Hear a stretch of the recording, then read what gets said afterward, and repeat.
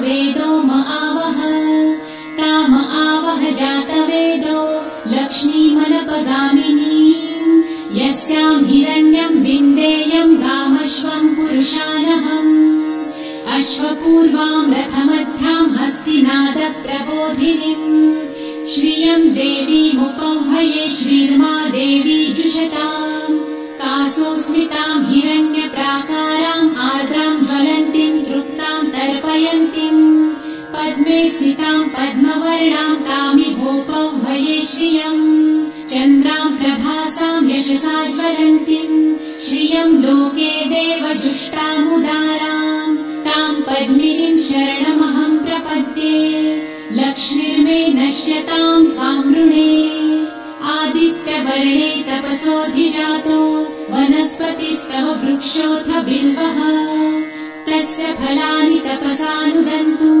मायान्तरायाश्च बाह्या अलक्ष्मीः उपैतु माम् देवसखः कीर्तिश्च मणिना सह प्रादुर्भूतो सुराष्ट्रेऽस्मिन् कीर्तिमृद्धिम् ददातु मे शुक्लपासामलाम् ज्येष्ठाम् अलक्ष्मीम् नाशयाम्यहम् अभूतिम् समृद्धिम् च सर्वानिर्णुद मे गृहात् गन्धद्वाराम् दुराधर्षाम् नित्यपुष्टाम् करिषिणीम् ईश्वरीम् सर्वभूतानाम् तामिहोपह्वये श्रियम् मनसः काममाकुतिम् वाचः सत्यमशीमहि पशूनाम् रूपमन्नस्य मयि श्रीश्रेयताम् यशः कर्दमे प्रजाभूता मयि सम्भव कर्दम श्रियम् वासय मे कुले मातरम् पद्ममालिनीम् आपसृजन्तु सिद्धानि चित्रितवस मे गृहे निज देवीम् मातरम् श्रियम् वासय मे कुले आर्द्राम् पुष्करिणीम् पुष्टिपिङ्गलाम् पद्ममालिनीम् चन्द्राम् हिरण्मयीम् लक्ष्मीम् जातवेदो म आवह आर्द्राम् यकरिणीम् यष्टिम् सुवर्णाम् हेममालिनीम् सूर्याम् हिरण्मयीम् लक्ष्मी जातवेदो म आवह ताम आवह जातवेदो लक्ष्मीमनपगामिनीम् यस्याम् हिरण्यम् प्रभुतम् गावो दासोऽश्वान् विन्देयम् पुरुषानहम् यः शुचिः प्रयतो भूत्वा जिहुयादाजमन्वहम् सूक्तम् पञ्चदशर्च च श्रीकामः सततम् जपेत् पद्मानने पद्म उरु पद्माक्षी पद्मसम्भवे तन्मे भजसि पद्मक्षी येन सौख्यम् लभाम्यहम् अश्वदायै गोदायै धनदायै महाधने धनम् मे लभताम् देवी सर्वकामाश्च देहि मे पद्मानने पद्मविपत्रे पद्मप्रिये पद्मदलायताक्षी विश्वप्रिये विष्णुमनोनुकूले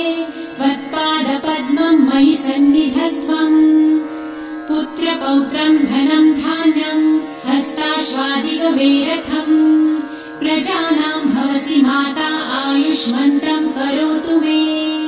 धनमग्निर्धनम् वायुर्धनम् सूर्यो धनम् वसु धनमिन्द्रो बृहस्पतिर्वरुणम् धनमस्तु मे वैनतेय सोमम् पिबतु वृतः सोमम् धनस्य सोमिनो मह्यम् ददातु सोमिनः न क्रोधो न च मात्सर्य न लोभो नाशुभामतिः भवन्ति कृतपुण्यानाम् भक्तानाम् श्रीसूक्तम् जपेत् सरसिजनिलये सरोजहस्ते धवलतराम् सुखगन्धमाल्यशोभे भगवती हरिवल्लभे मनोज्ञे त्रिभुवनभूतिकरी प्रसीद मह्यम् विष्णुपत्नीम् क्षमाम् देवी माधवी माधवप्रियाम् लक्ष्मीम् प्रियसखीम् देवीम् नमाम्यच्युतवल्लभाम् महालक्ष्मीम् च विद्महे विष्णुपत्नी च धीमहि तन्नो लक्ष्मी प्रचोदयात् श्रीवर्चस्वमायुष्यमारोग्यमाविधाचोभमानम् मह्यते धान्यम् धनम् पशुम् बहुपुत्रलाभम् शतसंवत्सरम् दीर्घ